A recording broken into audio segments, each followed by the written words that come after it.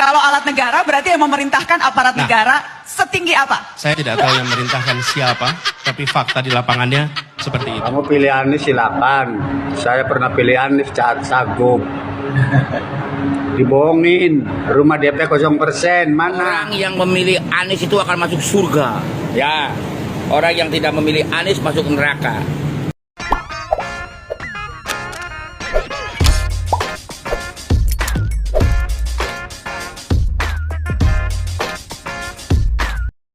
Baik, para sahabat sekalian, jumpa lagi bersama saya pada kesempatan video kali ini. Saya coba akan mereaksi beberapa buah video, yaitu kurang lebih ada 4 video terkait dengan Anies Rashid Baswedan, salah seorang calon presiden dari koalisi perubahan. Dan pada kesempatan kali lalu, saya yakin bahwa kita semua sudah pernah menonton di televisi terkait dengan Najwa Shihab yang mencoba mewawancarai beberapa bakal calon presiden. Salah satunya adalah Anies Baswedan.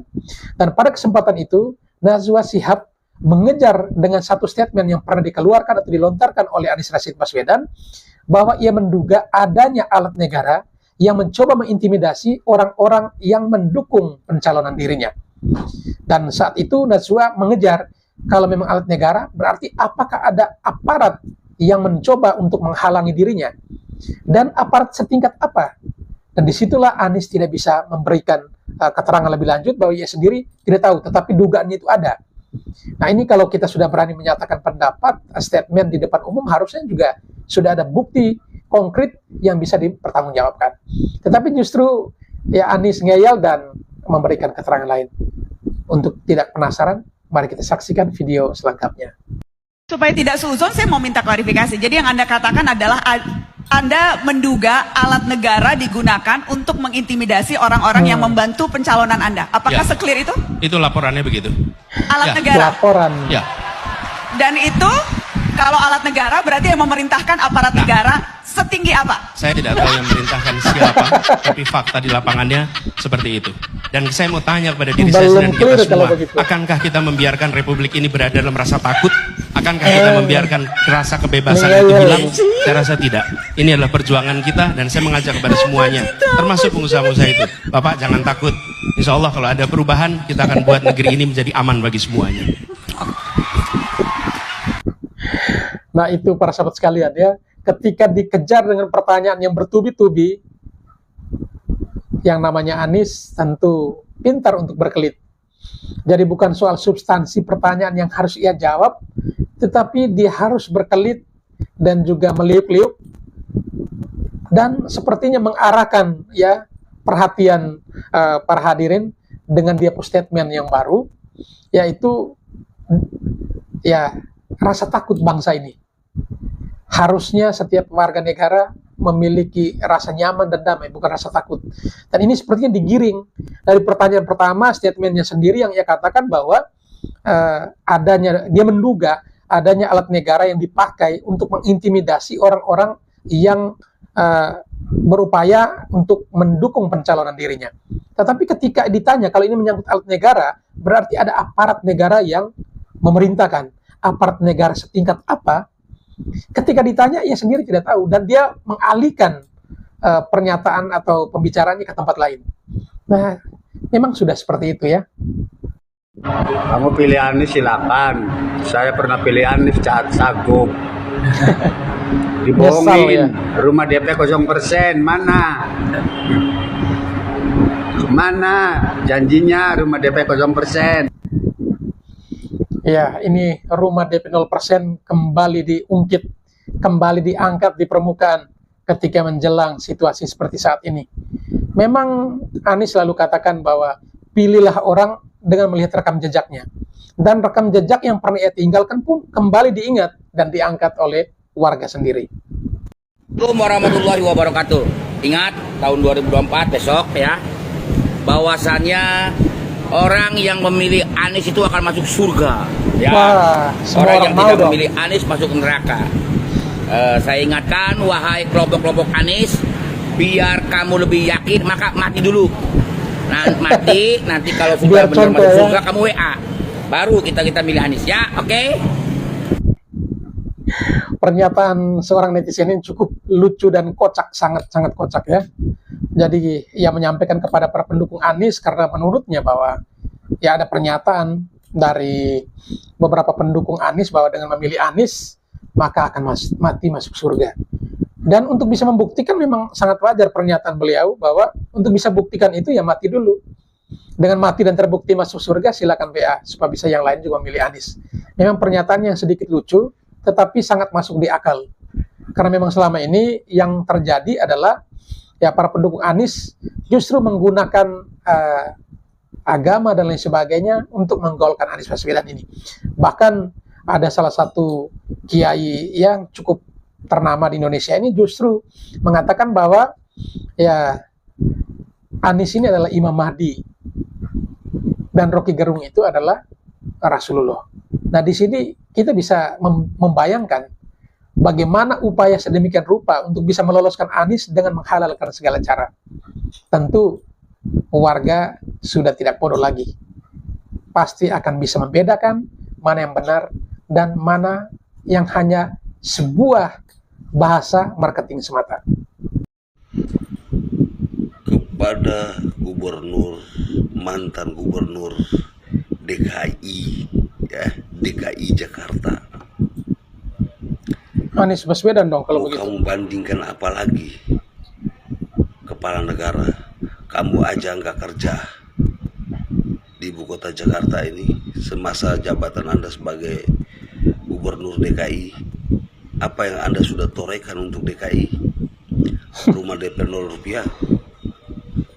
0. Ada Tugu Sepatu, Oke, Bambu Mesum, 0. masih banyak. Nah, sumur resapan di mana-mana. Di samping parit got yang begitu besar, Anda buat sumur resapan. Jebakan itu. Itu pikiran sampai kemana itu? Terus kau membandingkan Pak Presiden dan Presiden Joko Widodo dan Pak SBY. Kamu aja nggak becus kerja, wahai mantan gubernur DKI Pak Anies Baswedan. Terus kamu mau membohongi rakyat Indonesia lagi dengan cara bicara kamu yang so Indonesiaan itu. Tapi kami rakyat Indonesia cukup yang di DKI aja, di ibu kota Jakarta aja yang kamu buat porak-poranda. Mana pohon yang ditebang di Monas? Kamu sembunyikan di mana? Masa air banjir kamu bilang parkir? Hah? Katanya dulu tidak mau dialirkan ke laut pakai gorong-gorong besar melawan sunat Allah. Ternyata pernyataan Anda tetap aja kan mengikuti alur kerjanya Pak Ahok. Tanah Abang dulu kan sudah rapi, ya, sudah rapi. Sekarang bagaimana? PKL sudah memiliki posisi dagangnya di dalam mall. Semenjak kepemimpinan kamu, mulai lagi macet. Sampai sekarang itu pedagang-pedagang sudah mulai berdagang di pinggiran jalan lagi. Kamu kerjanya apa? Trotoar ya. Kau bikin lebar kayak lapangan bola. Lu Cikini no. Udah kayak apa tuh kau bikin?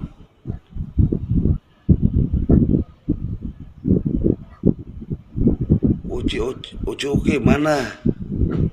Oke. Sekarang lu mau bandingin antara presiden. Bagaimanapun Pak SBY ada buktinya bekerja. Lu buktinya apa? Bikin patung sepatu, beli lem ibon, bikin patung bambu, mau buang-buang anggaran negara. Kamu seenak-enak yang ngomong bilang lo mau bandingin antara Pak Jokowi dan Pak SBY. Kamu aja tidak menoreh pekerjaan yang bagus untuk DKI kok. sekarang mau berdalih lagi dengan cara berbicara. Lu tahu nggak? Di saat bicara ini, lu bikin konsep pembicaraan ini satu malam, lu mungkin nggak bisa tidur. Itu kami bisa tahu bagaimana cara saya membohongin rakyat Indonesia ini biar saya terpilih. Ya, cukup di DKI aja yang kamu bohongi. Ya, begitu air banjir udah besar sampai masuk sampai ke Senayan, kamu diam 1000 bahasa. Kamu ngomong apa lagi? Sekarang kamu mau membenarkan diri. Pak Anies, cukup orang yang berada di DKI aja yang kamu bohongi. Tapi kalau untuk rakyat Indonesia, kami yang jangan hidup di coba-coba Jakarta ini mengalami. Lu lihat Pak Budi Heru, dia bangun semua, ya, dia buat apa? Buat apa? Saluran air parit, ya, got begitu besar sebelum datangnya hujan di daerah Cawang, ya, dari kampung Melayu itu.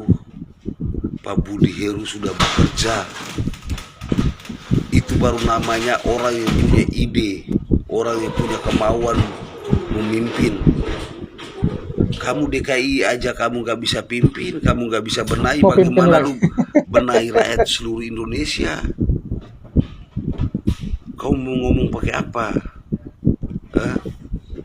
Bagi saudara sebangsa dan setanah air, faktanya orang-orang yang suka dengan Anies itu, mereka berpikirnya nggak jernih. Mereka tidak punya pikiran yang jernih. Mereka pikir bahwa membangun Indonesia ini dengan apa? Seperti mereka membangun DKI, ya, gubernur identitas, so ngomong profesional, tertaunya hasilnya 0. Bisa kebayang nggak kalian yang percaya sama Anies ini? Masa samping got yang besar dia bisa buat sumur resapan di situ di daerah Tebet sambil rekel kereta api?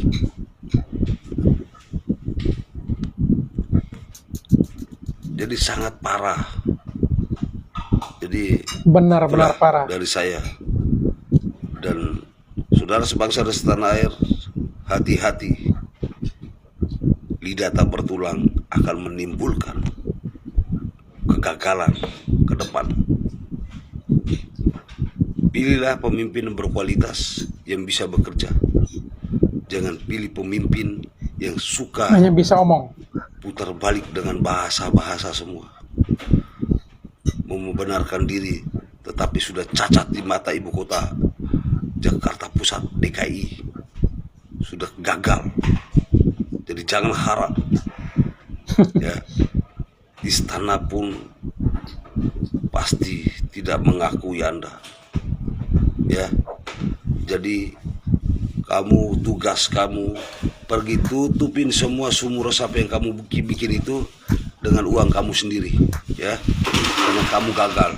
Oke, ingat itu, prikutiu.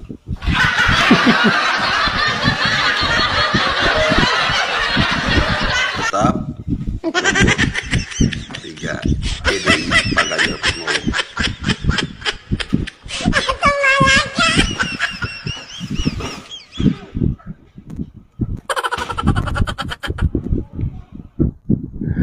Baik para sahabat sekalian, barusan kita menyaksikan sebuah video. Ini pernyataan sikap dari salah seorang warga DKI Jakarta yang, ya, kalau boleh dikatakan ini kalimatnya sangat traumatis karena memang berangkat dari pengalaman ketika Anies Rashid Baswedan masih menjadi gubernur DKI. banyak hal yang menurutnya memang tidak terwujud. Tidak ada bukti fisik atau bukti nyata ketika beliau menjadi gubernur DKI. Apakah benar demikian? Tentu rakyat DKI yang lebih tahu. Ya, karena menurutnya bahwa program-programnya DP 0%, OKUC dan lain sebagainya menurutnya itu tidak pernah jalan. Dan bahkan hanya meninggalkan seperti ya Tugu Bambu Mesum, kemudian ada juga Tugu Sepatu, dan ada beberapa program atau bangunan fisik yang menurutnya sangat tidak bermanfaat.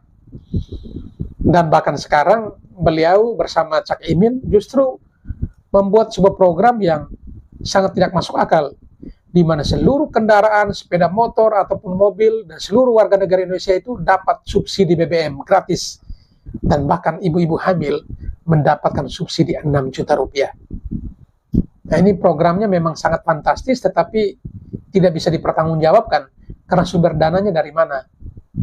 Bahkan subsidi untuk berapa ratus juta penduduk di Indonesia yang memiliki kendaraan, semua BBM-nya gratis, dan itu sangat mustahil.